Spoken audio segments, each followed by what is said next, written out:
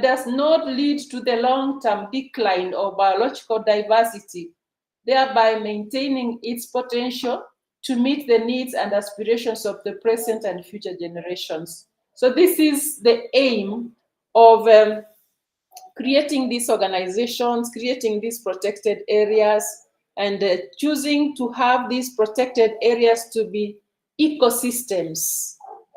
And now I can now go to the coastal area and see that the approach in the coastal area is usually addresses the wetlands along the coast region.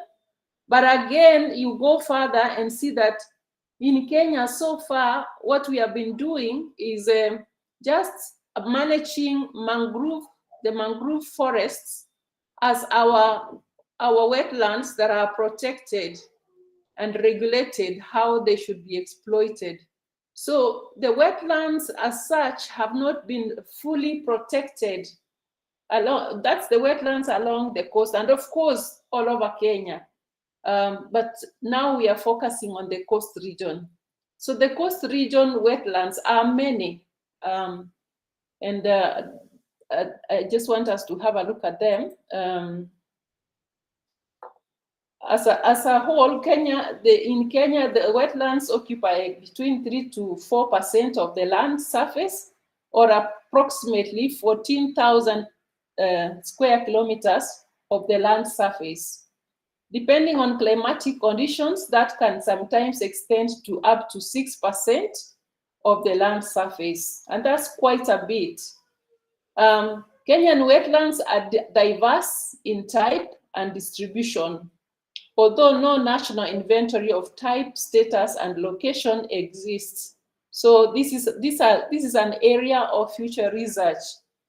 Some of the wetlands lie in the coastal area.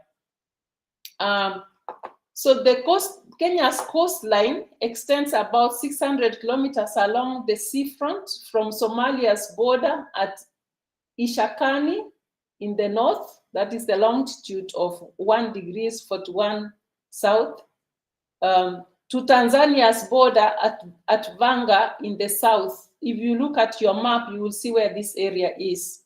The Kenyan coastal environment is a site of rich biodiversity with high ecological and socioeconomic value. And that is there was in the year, I think 2013, 2009, NEMA reported this kind of information in their report called the State of the Coast Report towards Integrated Management of Coastal and Marine Resources in Kenya. That was in 2009. Since then, we have another report, so you can always check the latest version and see what it says about the coastal area. Now, there is another source here, Republic of Kenya Integrated Coastal Zone Management Policy 2013, which was adopted by the National Assembly on 3rd December, the year 2015, and it's available on that website. So these are very good resources for you to read and see how what does the government say about the coastal region, its state, the environment, and its status. What are the threats to the environment, and what is the government doing so far? It was doing this kind of survey for us to come up with the policies and laws that comply with the Biological Diversity Convention. Of course, in Kenya right now, we have a biodiversity act. So you can also look it up and see what it says. Just give me a second, please. A second.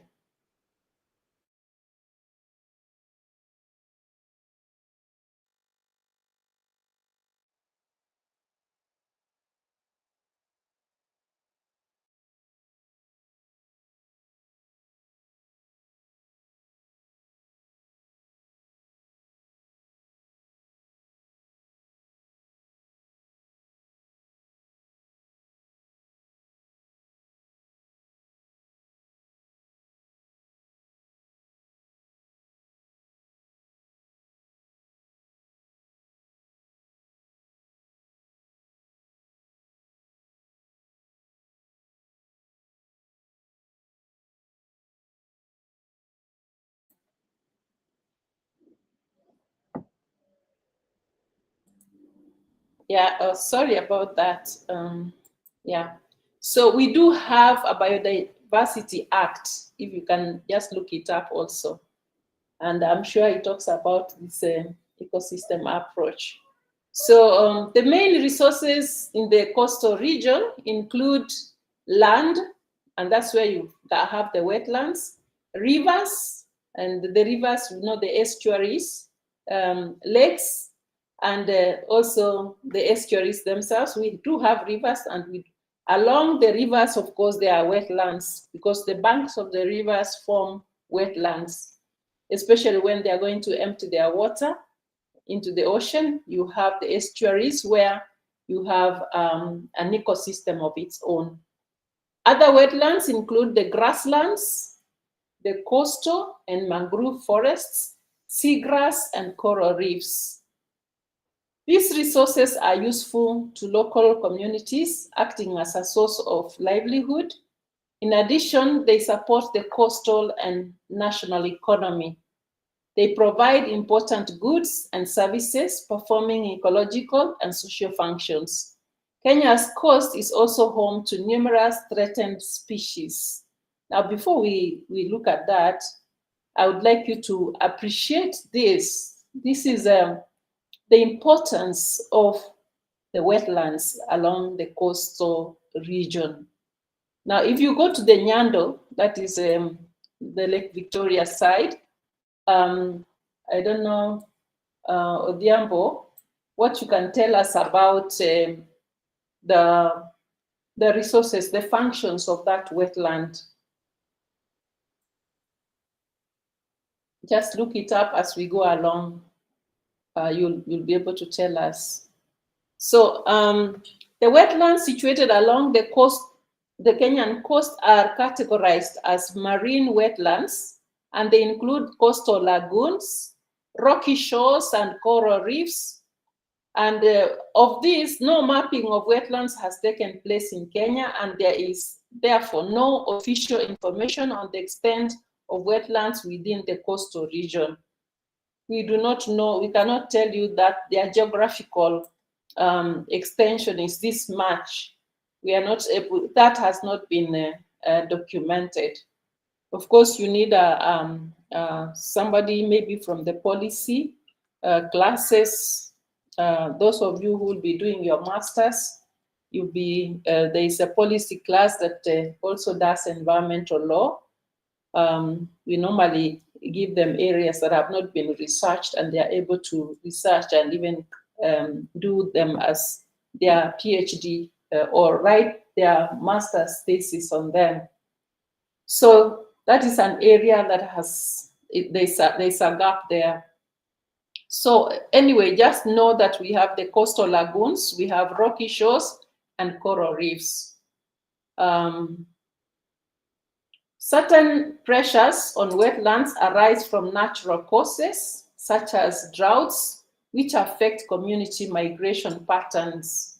Now, this is very true of Kenya, because you have the migrations of the northeastern communities that move from one place to another in search of pasture. And that is because of the natural causes such as droughts that has affected the wetlands. And even in amongst the Luo community, it's just that the pressures and the increase of population has made people to be in their homes.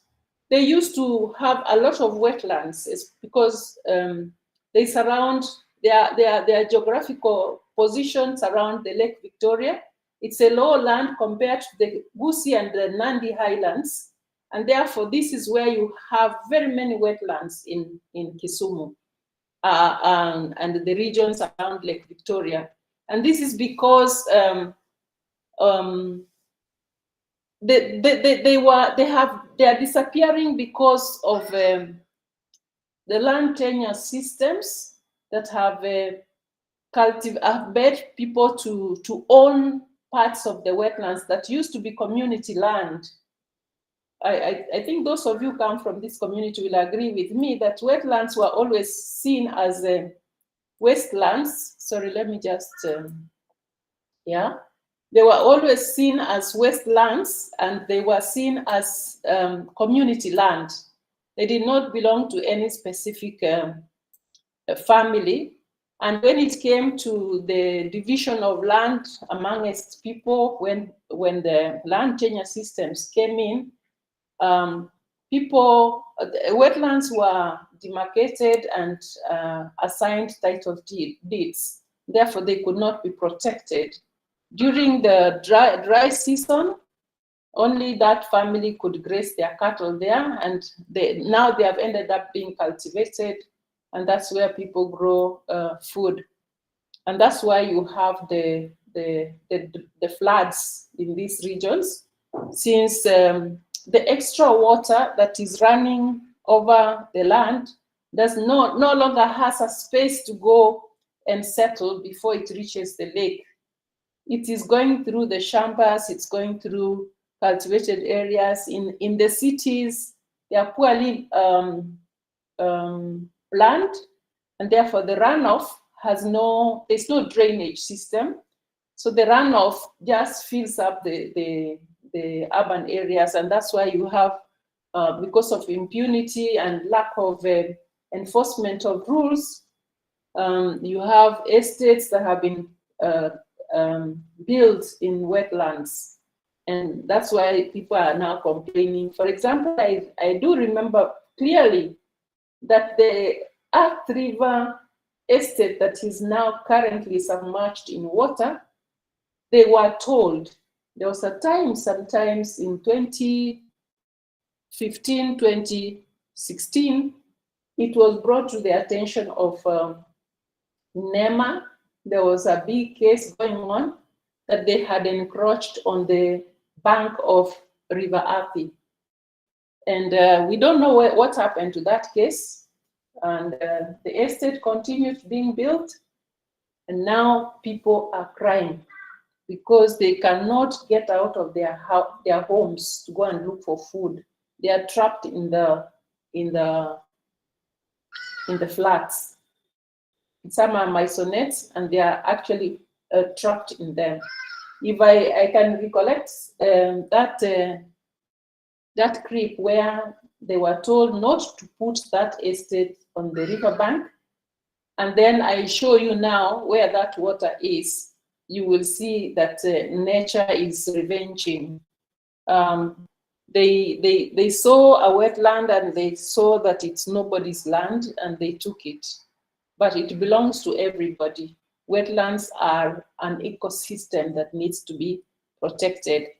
So, so human activities have significantly altered the rate and nature of wetlands change. The rate and scale of wetlands loss and or degradation in Kenya has continued to increase. If you go to the Kisii Islands, you see that wetlands is where they make the bricks for construction of houses. And they have made that soil a waste because they have over-harvested. All wetlands in Kisii are now a place for brick making. Okay, so along the coastal region, discussions about wetlands always are intertwined with discussions on mangroves. So they have never really taken it up on their own and on its own, see the wetlands as a valuable resource that should be protected, but they always intertwine that discussion with the protection of the mangrove forests. And that's why we can only look at the mangrove forests because we do not have literature on other wetlands at the coastal region. Okay, so mangroves are tropical and subtropical woody trees or shrubs that occur naturally in brackish waters or estuarine wetlands in the intertidal zone. You can get that definition from this resource that I've given here. These are Kenyans who have done their research. I know some of them. like now Abuoda and JG Cairo, human-induced stresses on mangrove swamps along the Kenyan coast. This is a 2010 publication, and it's found here. They are being quoted by Tomlinson, The Botany of Mangroves, who has written an article as well.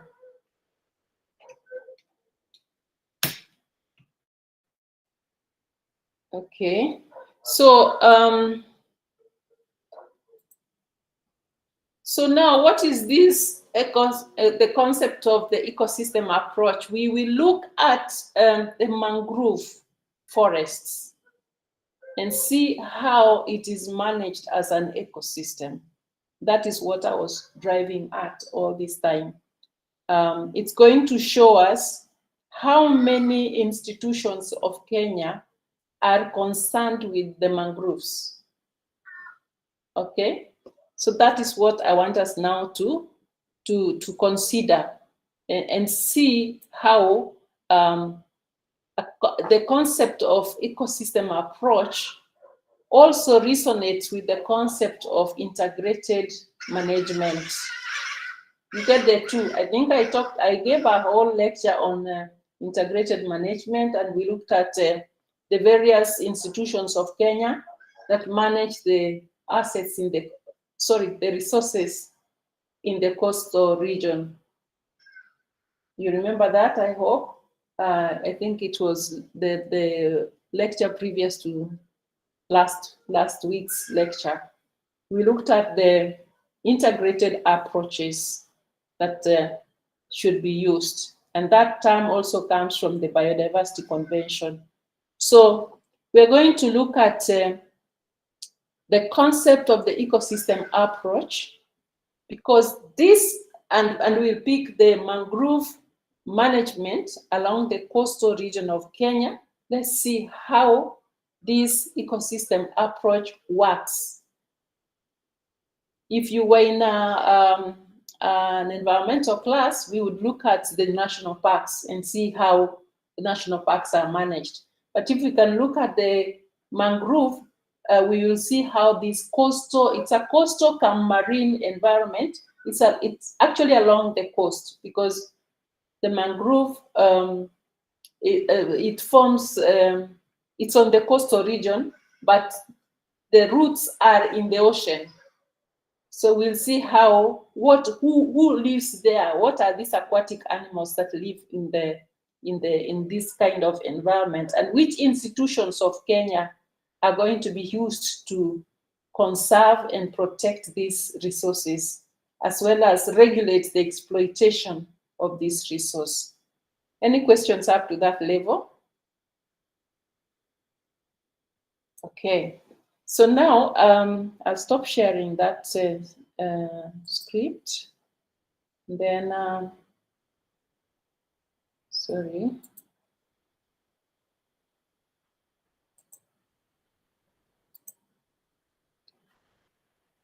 I'll ask Odhiambo to show us the documents that you have on the Nyando.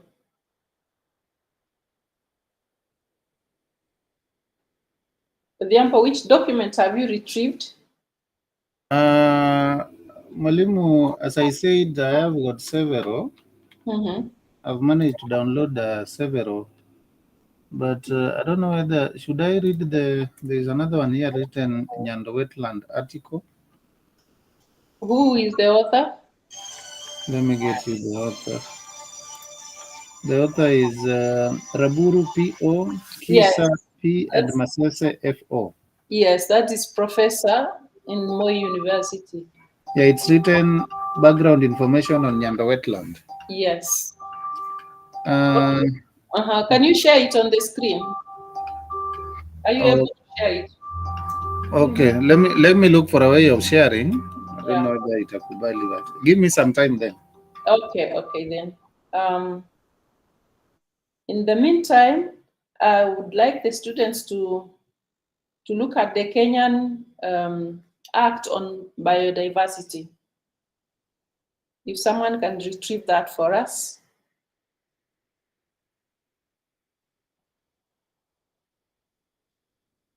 Who is going to do that for us? Mugambi, Pamela?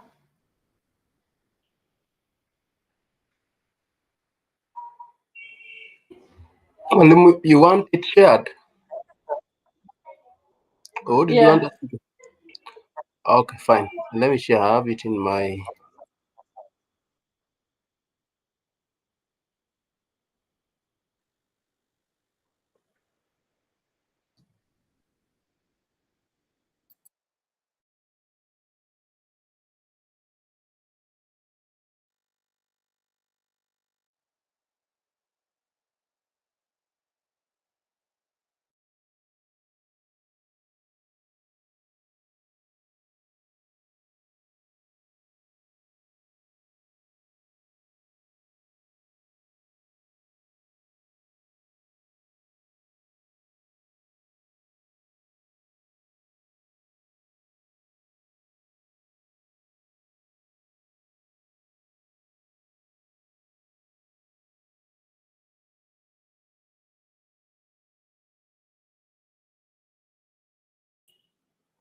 Samara, this is the convention. I want the act itself. Oh, you want the act? Sorry. Yes.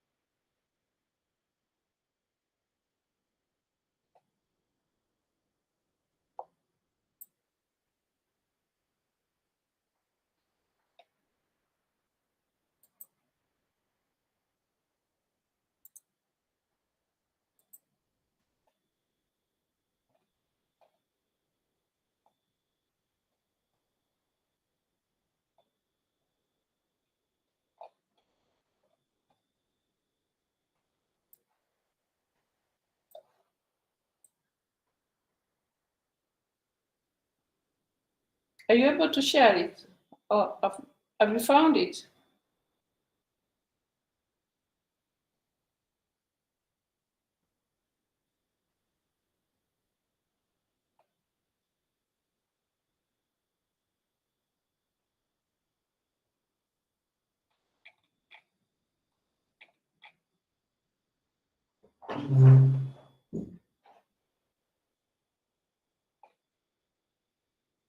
Please switch on the lights for me.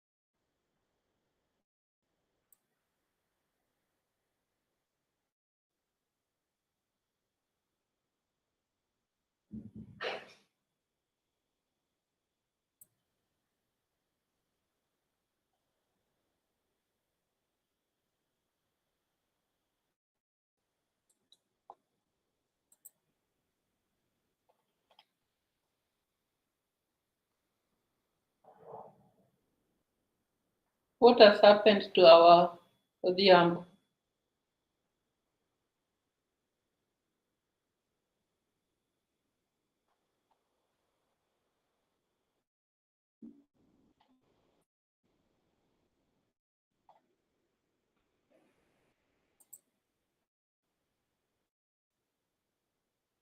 Mwalimu, just give me a minute or two. I'm sharing. Okay. Kindly. Okay.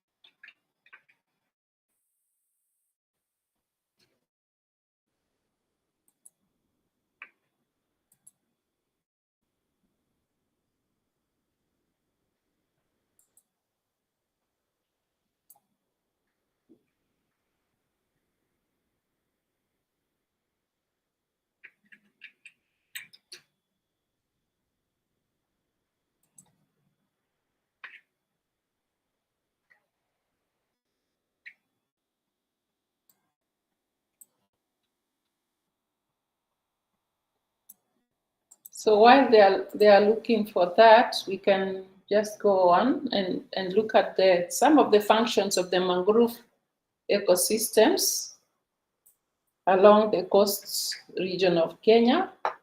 So generally, the importance of marine and coastal ecosystems is that they provide services which include supply of food, fuelwood, okay, kuni yani kuni, energy resources, natural products, and bioprospecting. This is the items that are removed from, say, these ecosystems that are used for biological purposes or even medicinal purposes. But they also provide shoreline stabilization. That is, they stabilize the shore, the shores of the land where it meets the sea or the ocean. So they stabilize that so that you don't have floods or the ocean coming over into the land. As you saw about the lakes in the Rift Valley expanding, you saw that it went into people's establishments like hotels and cultivated land. If you look at Naivasha, Lake Naivasha, for example, it submerged farms. And so you'll now appreciate the mangrove forests, for example, that they play a big role in stabilizing the coastal region, so that you don't have the ocean, flooding the homes of people. And you'll see that this has happened where you have had these mangrove forests that have been overexploited. But I don't want to preempt the lecture. I want us to just look at some of the functions of the mangrove forest along the coast or region of Kenya. I take these functions even from they apply generally in other regions as well.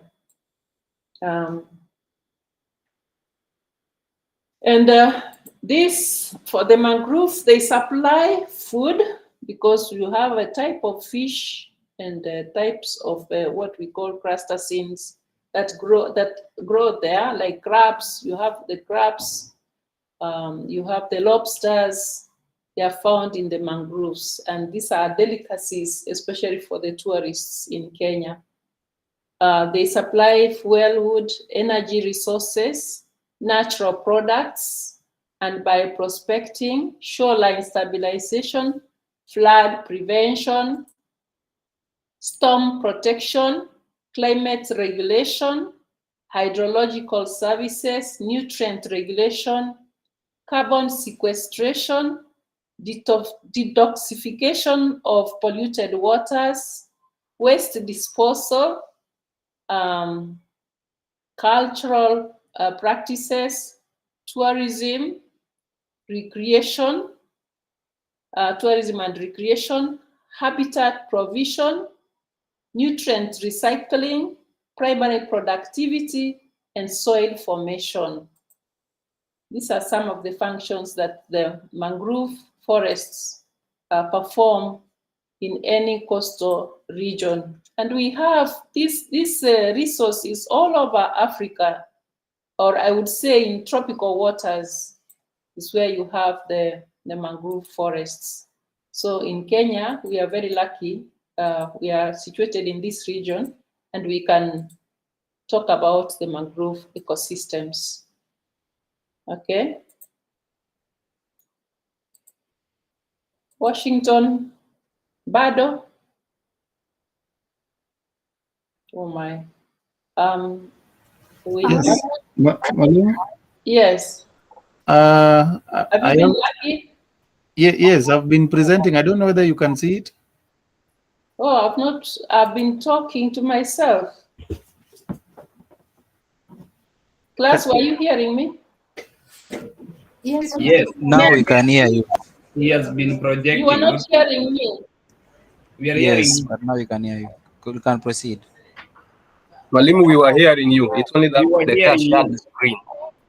Okay. Okay, now let us see what is in Nyando before we proceed with the mangroves in the coastal region of Kenya. What is in the Nyando? Okay, thank you, Mwalimu. Here's the document. Mm. Yeah, the background information of Nyando wetland. Mm. So just I've looked through the document in brief. It has got I can say it has got very good literature. Mm. Yes, because it covers I can say almost everything, right from the source to the biodiversity found within the wetland. Just go back. Let us see that location because the class needs to just have it in mind. Yes, this one. The blue part is the Lake Victoria, and you can see the Nyando catchment area. It is all over Nyanza province, Rift Valley province. These are the rivers that feed into that Nyando wetland. And so you have the Nyando River, you have River Awach, which passes through Ahero. There's Nyabondo there, that there's a river that there are tributaries that come from there. And you have the Nyando River, of course, comes from Nandi Hills. You can trace it from Sotiki area, goes down to Nyamira. Then it joins the Nyando River. And then all these rivers that feed into the main Nyando River, and of course the River Awach, they all come through this wetland. This green area is where you have a wetland. This is a submerged area, a swamp, before the water is filtered into Lake Victoria. And this area has got soils that have been eroded from the upper part of the islands. And it doesn't include the Gusii Islands. It's mainly Rift Valley. That is the western part of the Rift Valley. And largely Nyanza here is what borders the Nandi Hills. And that's where this river comes down and empties the soil in this area. So this green patch is what we call the Nyando wetland. So what is in the Nyando wetland? Let's move on.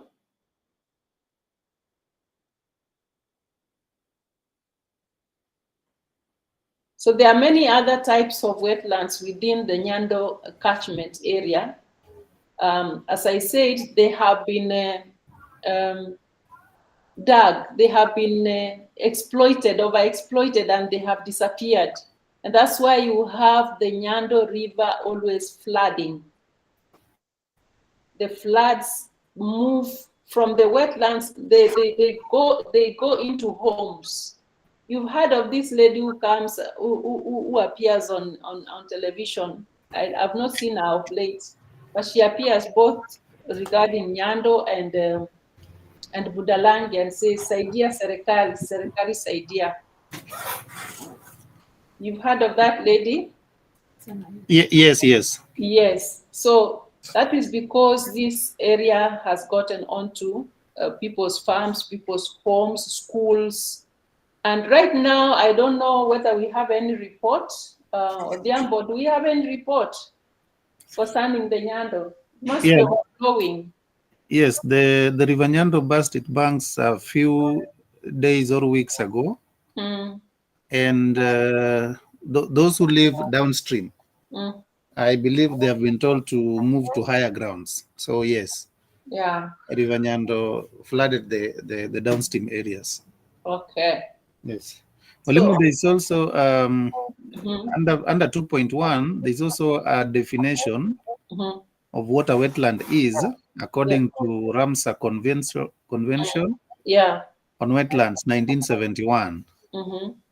and it defines wetland to mean areas of marsh, fen, peatland, or water, whether natural or artificial, with water that is static, brackish, or salt, including areas of marine water, the depth of which at low tide does not exceed 6 meters.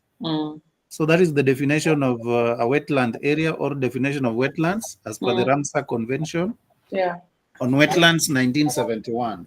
Okay. Yes. Thank you very much. So we are lucky to have that definition there from an international document. The Ramsar Convention is well known for the preservation of ecosystems where the birds and animals depend on these wetlands, especially the flamingos and the other migratory birds. So it's a Ramsar Convention protected area.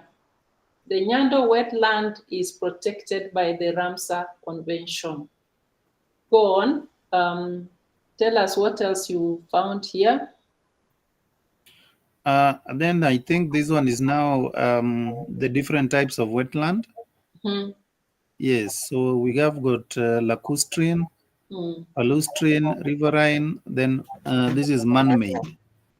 So those are the types of wetlands. And, yes, within the Nyando River Basin. Okay. So this is the way that they have classified, especially the ones inland. This is the way they have been classified. But taking this classification and applying it on the coastal region, nobody has analyzed the coastal region the way Dr. Raburu and analyzed the Nyando area and could tell us what that wetland is made of. Okay, so you take the clastrine, the palustrine, the riverine, the man-made. This kind of classification has not been done for the coastal areas of the western part of the Indian Ocean. And you napitisha hizi interest. Napitisha interest. Oh. Mwalimu, you said I move on? Yeah, move down. Okay. So this is the physiographic features of the Nyando River system. Yeah, just go down. Yes, I think this one shows the rivers that make up the wetlands. Yeah. Okay, then geological setting. Just move down. Nyando catchment area, the climate, hydrogeological setting, hydrology. Then this is, yes, I think this one. It's good to look at this and see how it now descends into the lake. So you have the upland, you have the riparian zone, that is the area bordering it. Then now you have the wetland. So what happens here is that this water goes above and comes to the riparian zone. This is where the communities live. Okay, go down. So the biodiversity, this is what I was interested in. So here, who is living in this ecosystem? You can tell us, Diambo. Let me just put on my lights.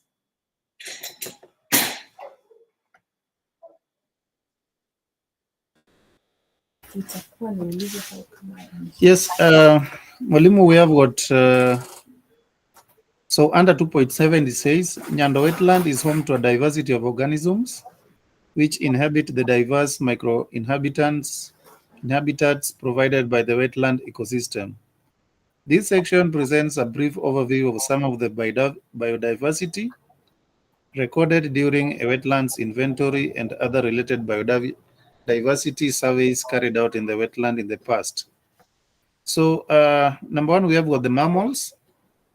And here the mammals include the reptiles, amphibians, which the authors say are in abundance. in the wetland areas.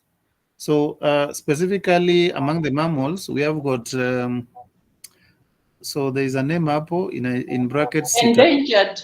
Yes, endangered. Yes, the endangered mammals, which are number one, we have the Sitatunga.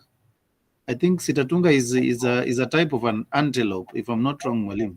Yeah, and it's endemic to that region. It's not anywhere else in Kenya or even in the world.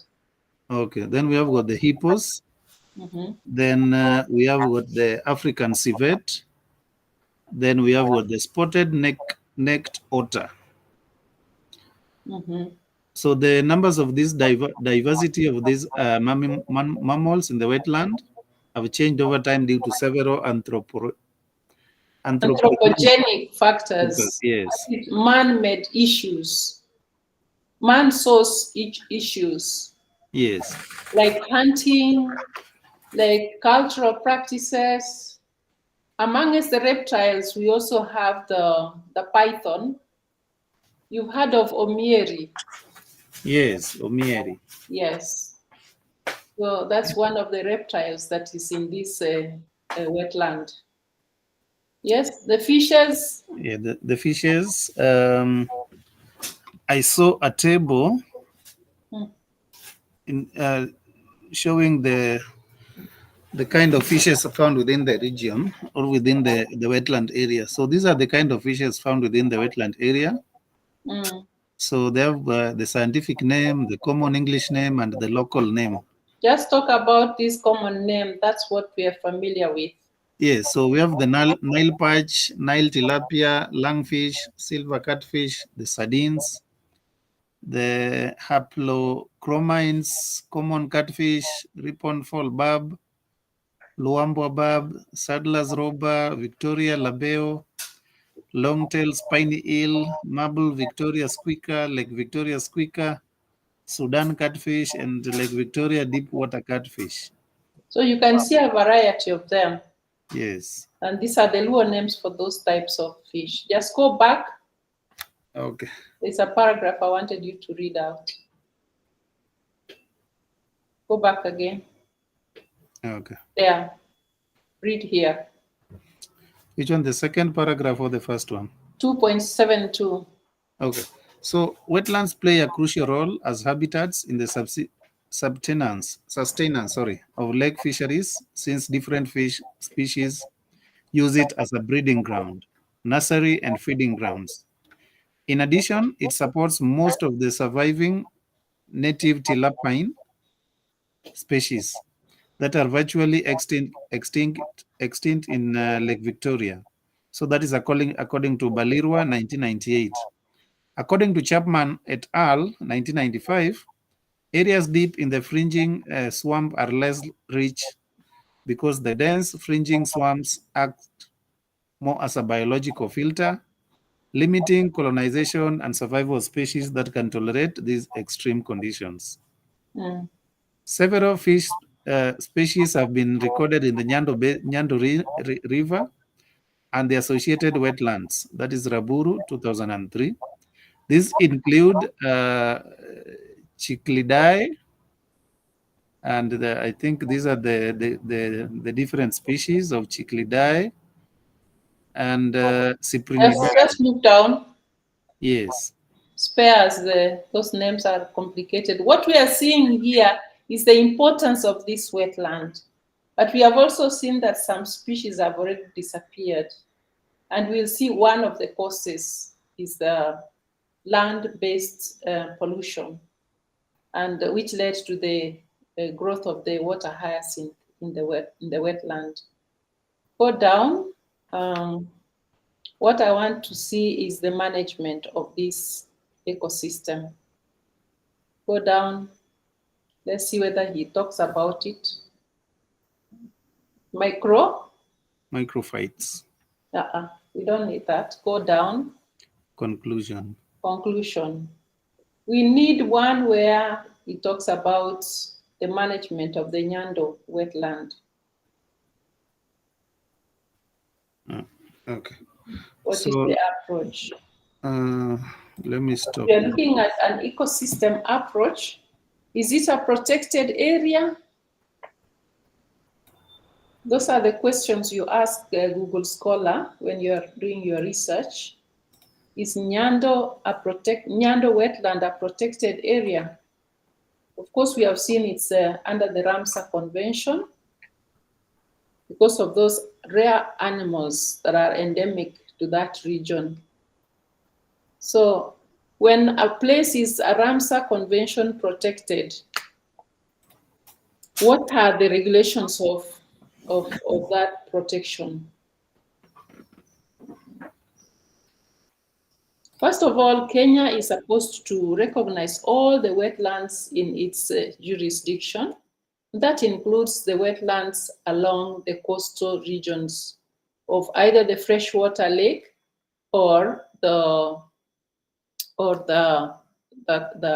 coastal regions of the Indian Ocean. So we are supposed to document them so that if they are Ramsar protected, they are protected under the Ramsar Convention, then the regulations really change. These are world heritages, and they're supposed to be protected by the international community.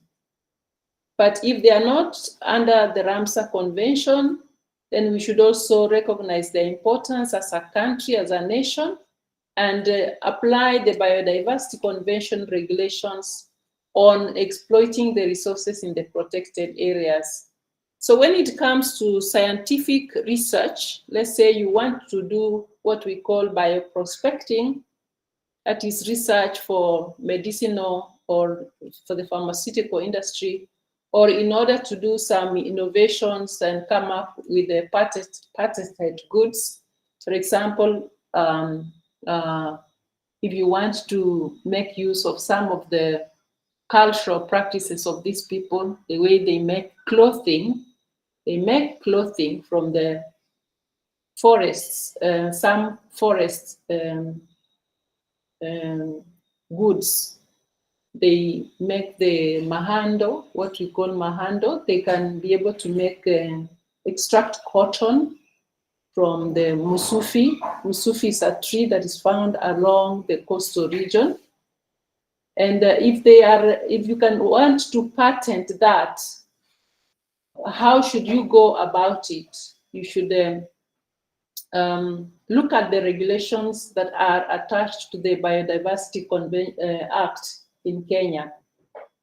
And I would like someone to just pull out the regulations on how to do a bioprospecting in Kenya.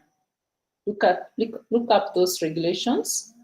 What I can recall is that you must have consent of the community, and you must pass through the institutions of Kenya, like KEMRI.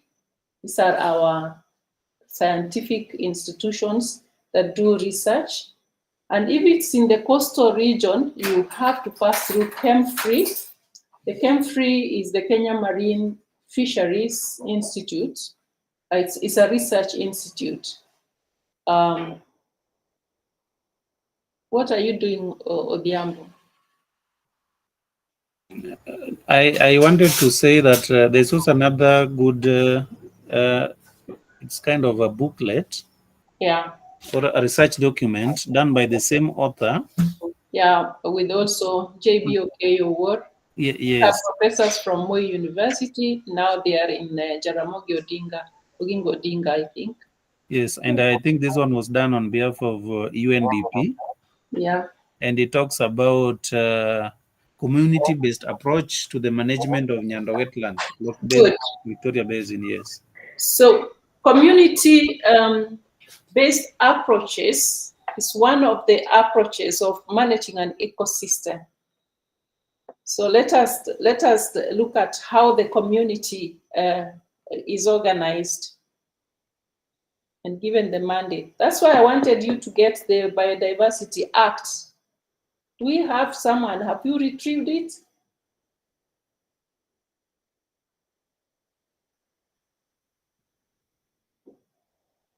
Class, I want you to be up and about.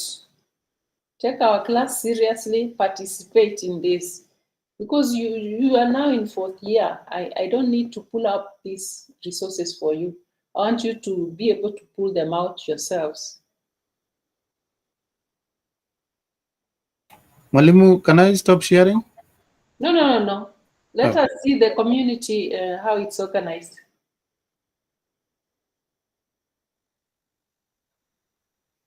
And somebody to get the biodiversity, or it's the Cartagena Protocol, that and the Biodiversity Convention that gives birth to our Biodiversity Act.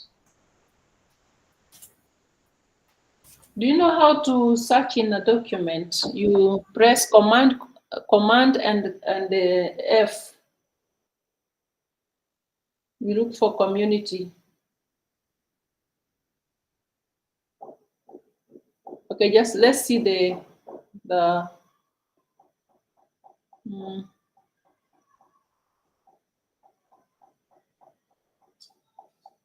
want to look for community management.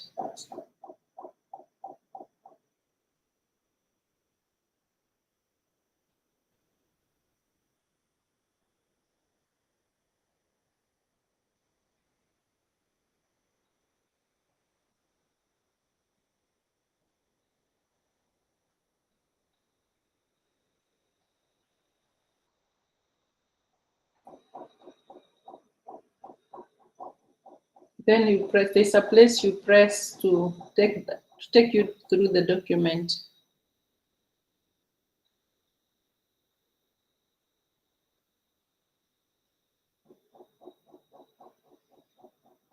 Okay, let's just read there. Embrace adaptive and co-management principles. Before this, what is there?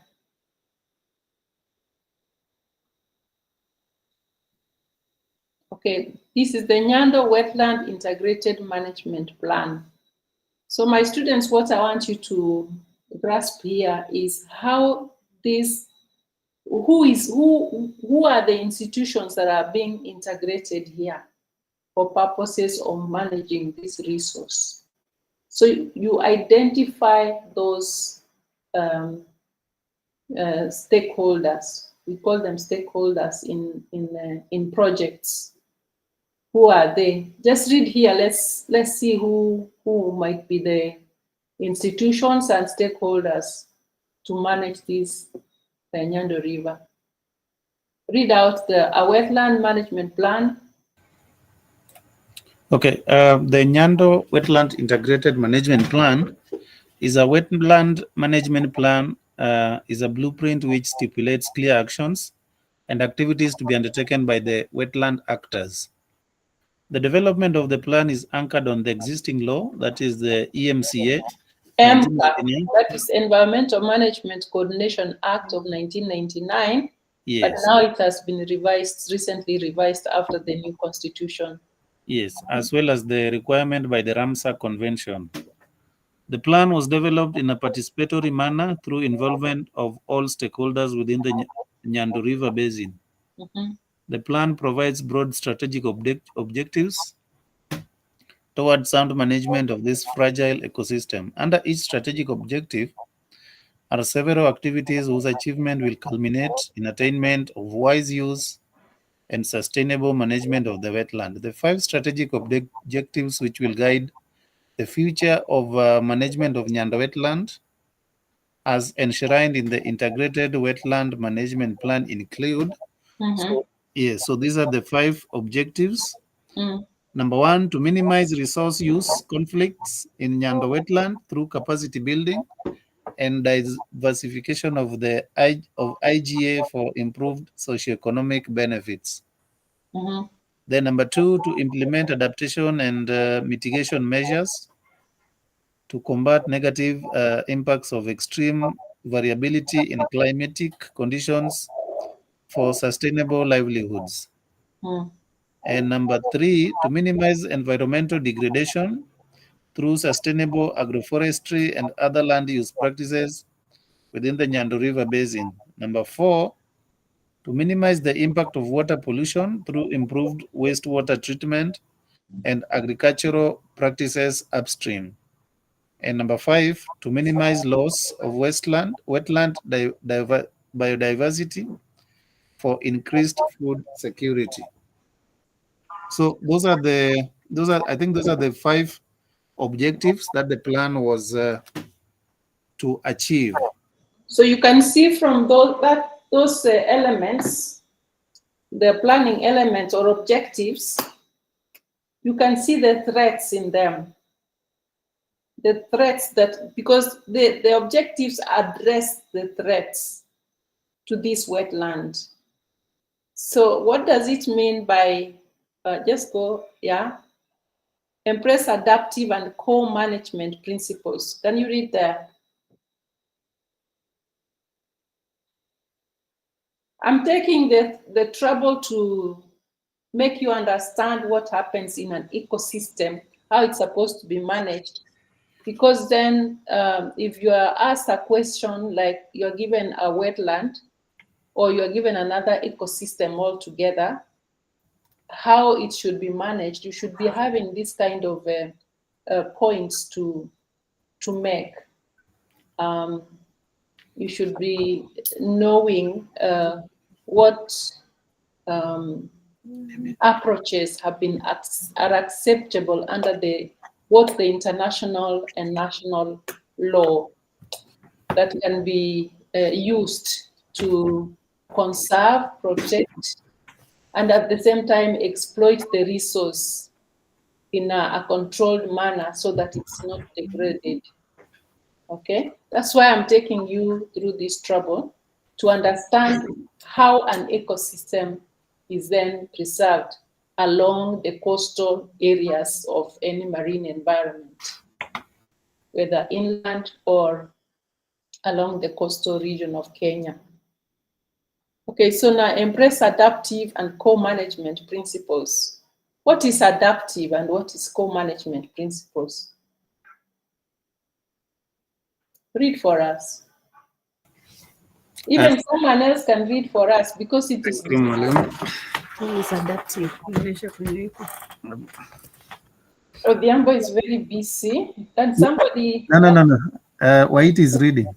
Okay, White, can you read for us? All right. Like many others, the Nyando wetland is a dynamic ecosystem. It is therefore important to take note of this and promote flexible programs and adaptive policy frameworks that recognize and are sensitive to changing scenarios of both the wetland and the dependent communities, including the integration of climate change adaptation interventions. Co-management recognizes that the Nyando wetland community has direct control over the management, utilization, and benefits of the wetland resources in order to value and use them in a sustainable manner.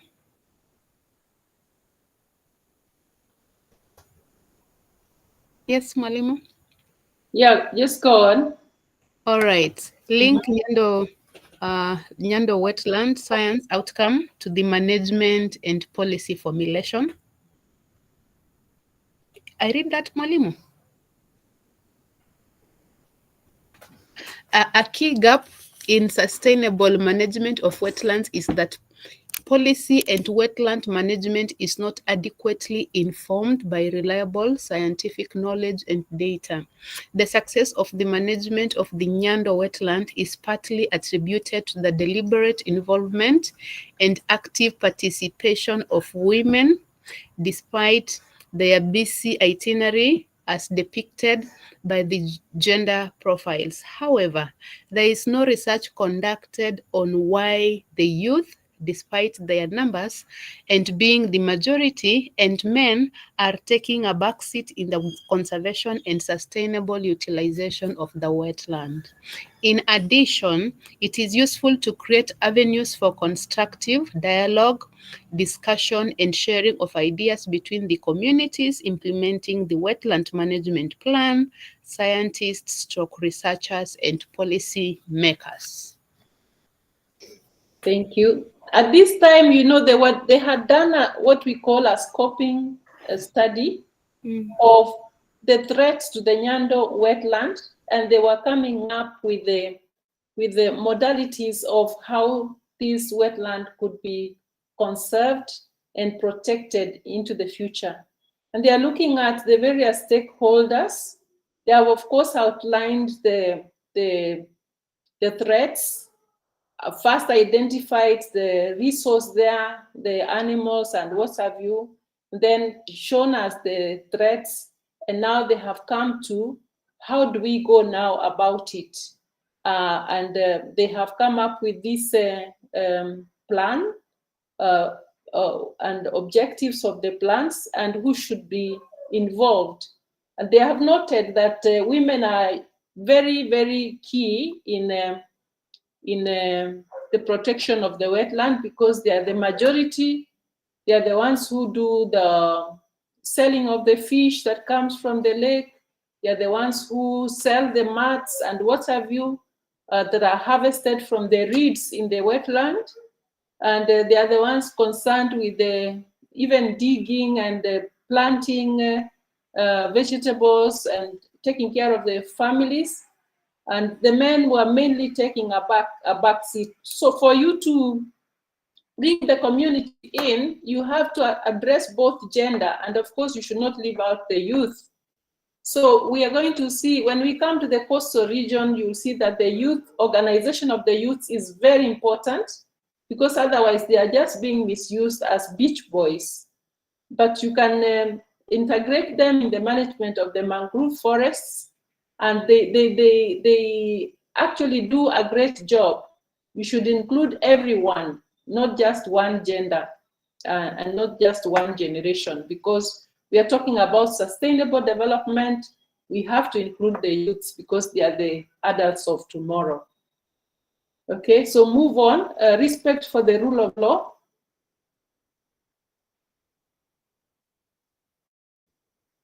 Whitey. Yes, Daktari, we are unmuting. Okay.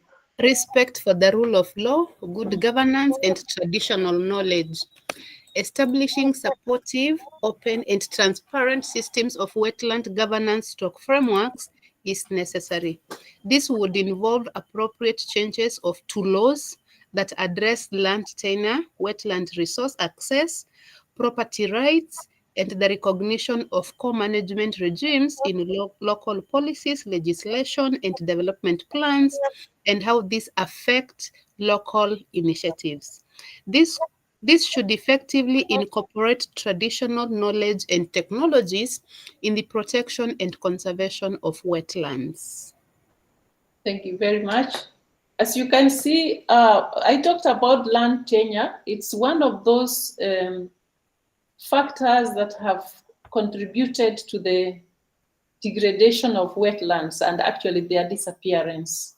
So when this land tenure issue was introduced, it overlooked the communal or ancestral or customary ownership of land and how our people in the generations past regarded wetlands as sacred areas. They could not just exploit them. They were communal areas. They were the buffer zone where everyone, especially amongst this community we are talking about, they used to take their cows there for grazing. It was everybody's land, and young boys could take their cows to any wetland within their clan to graze the cattle and bring it back home in the evening. So it wasn't anybody's land, but that has now changed. I think with the amendments in the land laws, we now have a change, and NEMA also came up with a policy and declared all wetlands to be government resources.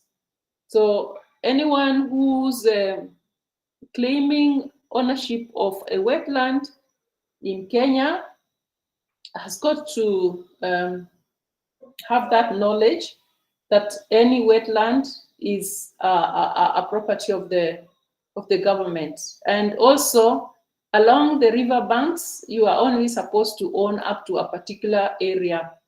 The government owns all riverbanks up to a certain number of meters. I think it's 30 meters from the water, from the rivers. But the problem is now implementation or enforcement of those regulations.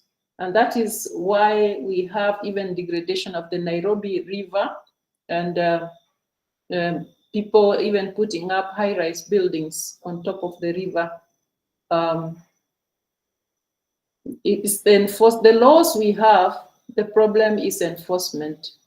So the policies are there.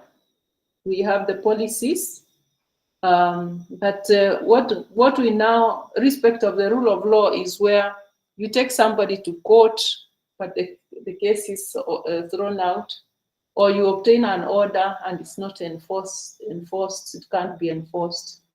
And relying on traditional knowledge is very important, because you have some rivers, especially in the coastal region, that are migratory. You have a river feeding a particular wetland in a particular season, and in another season, the river has migrated to another spot. But it's only the indigenous people who can tell you where that river is. And that way you'll know whether to settle there or not. They're the ones who can tell you this wetland during high season, it reaches here. This is the level of this wetland. And sure enough, when you integrate that with scientific research, you'll find that the traditional knowledge is very, very correct, because they are the people who have always lived there, and they have that know-how of where that river reaches or where that wetland reaches. They are the ones who know what animals are there. They are the ones who know what plants are there. They are the ones who know what medicinal value some of those plants have. And therefore, this knowledge has to be protected. And it's also mentioned in the what do you call it? The Rio Declaration about the indigenous knowledge and how it needs to be protected by an act of parliament. And all this, what is said here is can now be seen under the bioprospecting regulations of Kenya. That is the regulations that have come up to protect traditional knowledge. And that includes when somebody has come to Kenya to do bioprospecting, either in the wetlands or even in the coastal region, the forests, the mangrove forests, and other plants that come up around that ecosystem. Okay, now if you can go down, this, we have already seen the integrated management plan. You can go down. So the plan here we have seen is to include everyone and include the areas upstream. So you cannot just address the coastal region mangrove forests alone. You have to go upstream of the rivers. If, let's say, for example, you are talking about the mangrove forests along the coastal region of Kenya at Malindi and at Lamu, which are fed by the Tana River in the north, and in the south you have, okay, we still call it North Coast. You have the River Sabaki. You must address the upstream. So you cannot just talk about the mangroves. You have to talk about the upstream. For the Nyando, you have to talk about the upstream of the Nyando River. So it's not just the coastal region, or it's not just the Nyando wetland. You must address what is happening in the Nandi Hills, the agricultural use of farm inputs that have caused that eutrophication of the lake and the growth of the water hyacinth. But also you must talk about protection of soil erosion, because then the soil feeds into the wetland and kills the fish, or they make the wetland to recede or to diminish. and that kills the fish, but you can only now have the mud fish, which may proliferate because the other fish, or they may die, the mud fish may disappear because the other fish has disappeared which it feeds on. So you have to maintain an ecosystem, you have to have the balance, maintain the balance and the interdependencies of the plants and animals that are in that particular ecosystem. Coming back to the coastal region of Kenya, the mangrove forests are threatened by the soil erosion coming from as far as the Aberdare Mountains.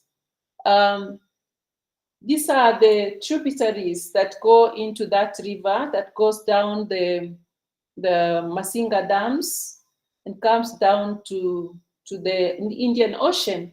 We have Professor Okidi Odidi, who did his research on the Sabaki River and traced the soil there to the Aberdare Ranges. You can see how far that soil can come. And therefore, it's important to address the upstream if you are talking about an integrated approach of ecosystem conservation and protection. Yeah. So you can see this is what we are going to concentrate on for the remainder of the lectures that are coming. We are going to take up the most important ecosystems, look at how they are managed in terms of their conservation, their protection, and exploitation. How should now people go about exploiting the resources that are there, and what sort of regulations exist in Kenya? And as I have said, you need to look at those regulations behind the Biodiversity Act of Kenya. And you have to look at some of these authors who have researchers like these professors from Moi University and now in Jaramogi Oginga Odinga University that have done these researches. I know them. I can ask if they have written more recent documents. These were my professors. I worked with them. There was an organization you saw there called VRED. That was the NGO that sponsored me in my PhD research. So we will stop here. I'm going to dig up some of these articles and complete the slides which I was making for this lecture, so that you are able to now appreciate how an ecosystem approach should be used to manage a particular ecosystem that is along the coast region and also around the Lake Victoria, before we go into the protected areas in the lake and also in the ocean along the coastal region of Kenya. You'll be surprised to see that there's a similarity in approach in the management of the exclusive economic zone resources with what you are now going to study for your coursework, the coursework assignment that you'll be given for you to submit on that date. You will see that this ecosystem approach is what will be used in the high seas. They have to recognize these areas and also declare them protected areas, and then use the ecosystem approach to manage them and regulate their use. Okay?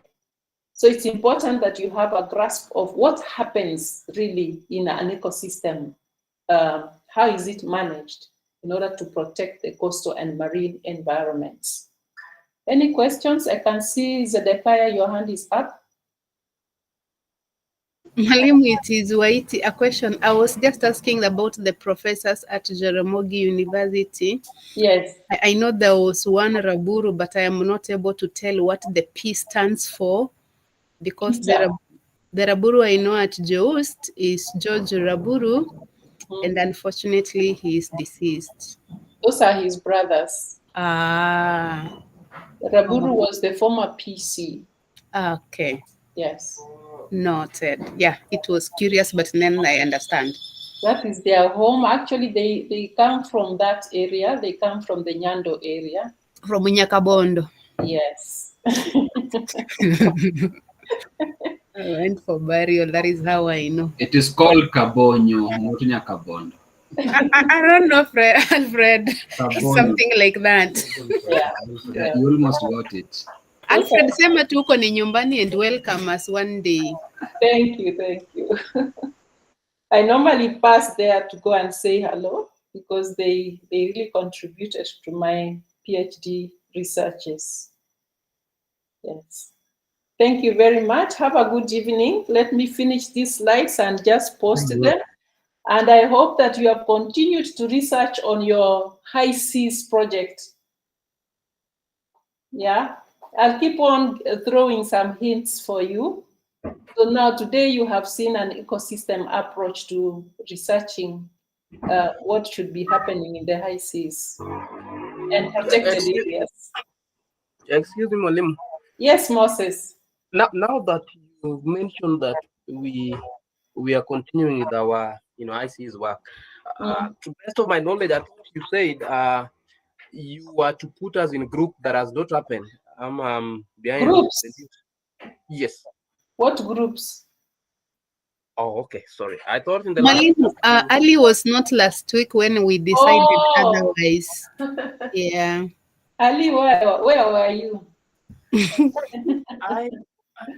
Was I in class? I don't know.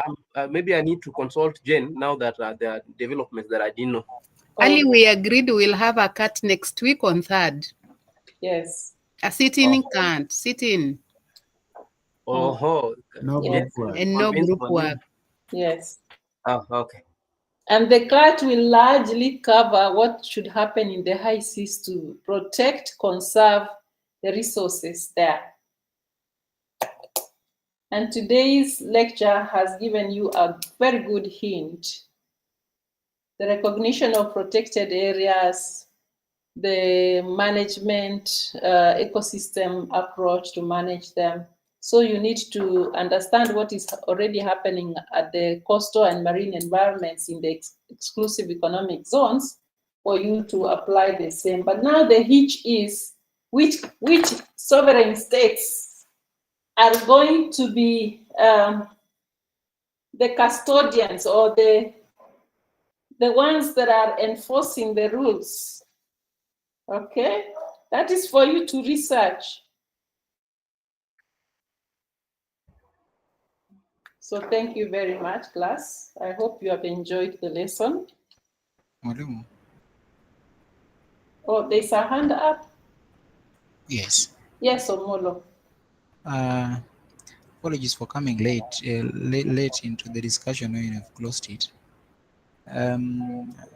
I thought we could look at also the mangrove. I don't know how tired you are, or the class tired.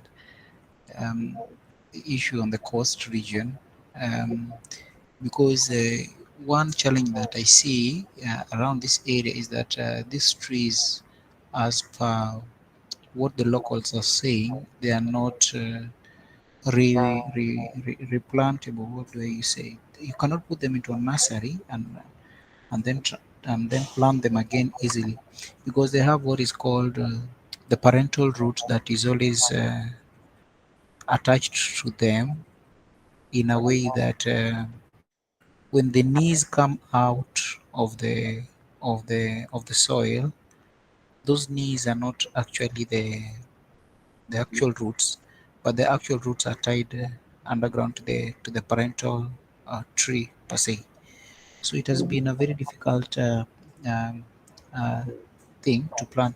There are so many instances that the locals have tried replanting so that the mangrove can establish itself. But just a few that are planted come up because of this kind of challenge. So looking at this forward, is there any possibility of us having more mangroves, looking at this particular nature that they have of not being plantable, having in mind that they only cover about 1% of the country's soil in Kenya, and 3% in the whole coastal region from Somali to Tanzania, all through down there. It's only 3%. This shows you how much it is difficult for this kind of tree to multiply uh, and form a site. And then secondly, these trees have enlarged or times or occasioned the flow of the monsoon winds, and the monsoon winds are very, very deliberate in causing rains in different parts of the coastal lines. For example, in Mombasa during the March, May, and the October in the lower side of the coastal region. Uh, this has caused in unpredictable weather patterns in the coast region. Right now, coast region looks like some wet or hot and wet climate somewhere in Kisumu. It can rain anytime, anywhere without notice, and it floods like there is no any other control of it. This all can be translated to the destruction of the mangrove, and also the inability of our carbon to be absorbed properly by these trees. Actually, lastly, is that unfortunately Mombasa has only three creeks that can assist. That is the Chuda and Port Zais and Port Reitz, sorry, and Mtwapa. However, if you've ever been to Chuda, you realize that that is Chuda towards the ocean has been left for sewer drainage and such things. And I don't know if it's ignorance or something within the county. The mangroves don't do well. This is where we have a substantial number of mangroves, but the mangroves don't do well wherever these sewer drains are put directly into the oceans. That is why Chuda has no what is called good public beaches, because of these sewers that are treated that good in this area. And actually it should be the main place because it has almost 1,400 and above acreage of mangroves. So we are actually destroying this in relation to them proper beaches that is only 500 and something ha. Thank you. That was my input for the day. Have a good evening. Those are actually comments, not even questions, but they are very good comments concerning the mangrove forests, especially in the coastal region, how they have been affected by, or they are being affected and continue to be affected by both natural occurrences and man-made issues. What made the mangrove forests at the Makupa Causeway to disappear was the oil spillage from that the depot of petroleum. That's where the ships, the tankers that were anchoring at the ports were pouring their or emptying their tankers into the petroleum depot. And some of the leakages, and at one point there was an accident where there was a spillage.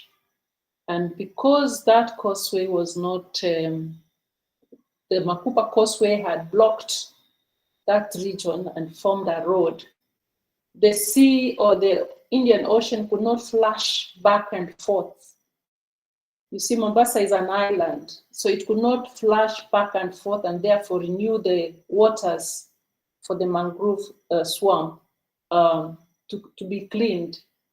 And therefore it absorbed the oil, it lacked oxygen, and it died. The mangrove forests there actually died. But the beauty of the mangrove forest is that the root really never dies. So if you clean the environment, if you clean it, it is such a resilient plant. It just springs back.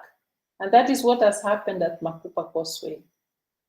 So if you go, for example, I'll be showing you some pictures of the Lamu, the coastal region of Lamu, where there has been a lot of harvesting of the mangrove forest and has created like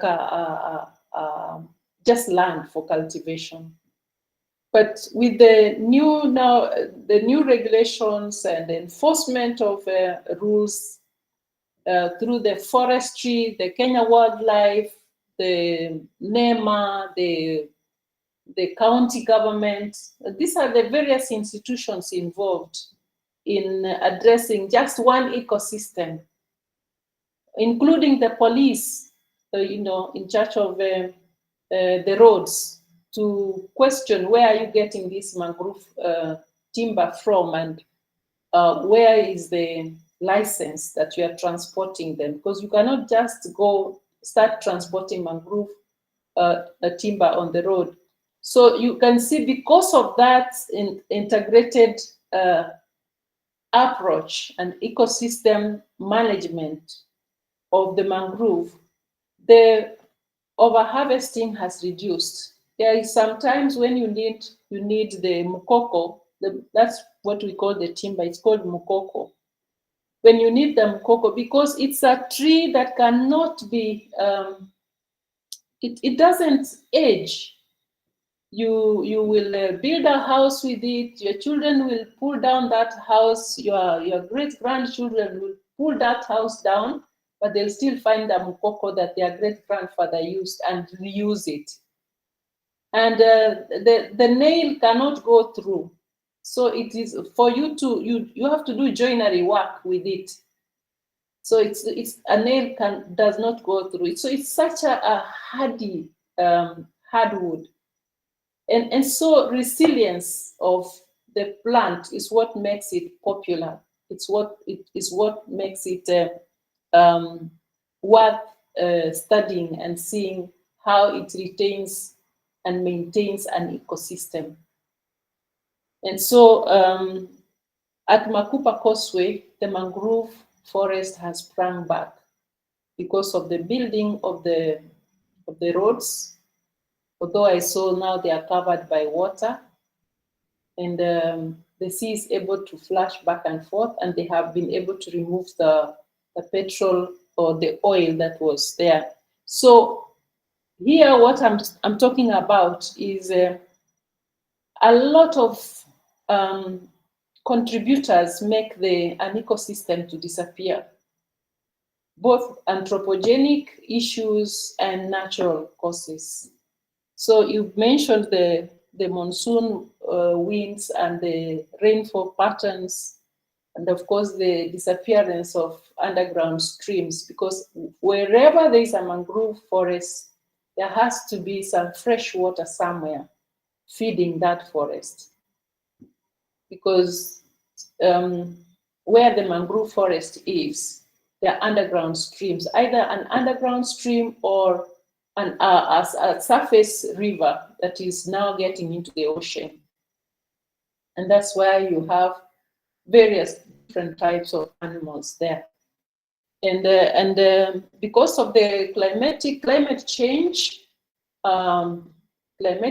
patterns, you will find that some of these streams are disappearing. And because of increased population and agricultural practices upstream, you find that some of these streams are disappearing. People planting trees up to the river, people cultivating up to the river area. and also pollution. Pollution in terms of the oil spillages, in terms of plastic being washed ashore from the ocean, and they go into the mangrove forest and they are trapped in there. They kill the fish, they kill the living things there. So the approaches to manage this resource includes the management of waste from land-based sources, the management of building constructions, the management of the forestry department, the management of the Kenya Wildlife Services, guide it a protected area and don't allow anyone to get in there. The forestry to regulate the Kenya marine fisheries to know where the types of fish and animals, aquatic animals are for purposes of research. KEMFRI to be informed wherever there is bioprospecting of those resources there. And you can see a lot of people have got to be involved, and they are all to be coordinated by NEMA because this is an environmental issue. And then you need to now look at what is the capacity of NEMA. What is the capacity of NEMA to coordinate all these people? Okay. So we will look at this again after you've done your exam for the 2 weeks, and then we will wind up our lectures as we prepare for exams. We have, I think, 4 lectures left, 3 lectures left, because next week is a holiday. I don't know what you're going to do. Is it on fast? No, the holiday is on Wednesday. Yes. So next week is your cut, and I will be uploading it on the platform very soon. Then you can get it. We will not use Mutihani. We will use the Google platform. Okay. Thank you, Mwalimu, for that. Thank you very much. Have a good evening. And happy Sabbath. Thank you. Happy Sabbath. Happy Sabbath.